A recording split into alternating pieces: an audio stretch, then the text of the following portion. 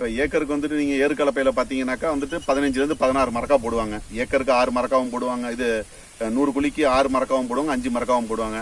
ஆனால் ஏக்கருக்கு பார்த்தீங்கன்னாக்கா 16 மரக்கா வருது. அப்படி பார்த்தாக்கா நான் போட்டது வந்து ஏக்கருக்கு வந்துட்டு 10 மரக்கா தான் போட்டிருக்கிறேன் மிஷினில். இது வந்து ஈல்டு வந்துட்டு பார்த்தீங்கன்னா இதில் வந்துட்டு மேட்டு பார்த்தீங்கன்னா 40 கல்லேருந்து 50 கல்லை வருங்கிறாங்க. அதே வந்துட்டு கீழே போட்டோன்னா 25 கல்லை 26 கல்லை வருங்கிறாங்க. ஏர் கலப்பை இல்லைனாக்கா பைப் வச்சு டிராக்டரில் கலப்பையில் போடுறதுல. இந்த தரம் நான் எடுத்து பார்த்தா தான் எனக்கே தெரியும் என்ன ஏதுன்னு. ஏன்னாக்கா அவங்கவுங்க எல்லாம் சொல்லுவாங்க பிஸ்னஸ்க்காண்டி. ஆனால் எடுத்து பார்த்தா தெரியும். எனக்கு என்னமோ நம்பிக்கை இருக்குது. ஏன்னா நான் வந்துட்டு போட்டு பார்த்த வரைக்கும் நல்லா இருக்குது. மற்றவங்களுக்கு பார்க்க ஏது நல்லா இருக்குது என்னோட சேர்ந்து போட்டவங்களோட. களை மண் அணைக்கிறதுக்கு சித்துங்க விடவே தேவையில்லை. இதெல்லாம் எனக்கு களையே இல்லை. இந்த உங்களுக்கு வீடியோவில் காட்டுவாங்க. இந்த ஏரியாவில் ஃபுல்லாக 5 ஏக்கர் இருக்குது. 5 ஏக்கர்லையுமே களை கிடையாது. ஏன்னா இந்த இதில் களை இல்லாமல் இருக்குது. களையே கிடையாது இதில். ஏன்னாக்கா நான் மருந்து போட்டதெல்லாம் மேட்டுப்பாத்தியில் எல்லாமே மேட்டுப்பாத்தியில் போட்டேன். தேவையில்லாத இடத்துல போடாதனால எனக்கு களை இல்லை. ரெண்டாவது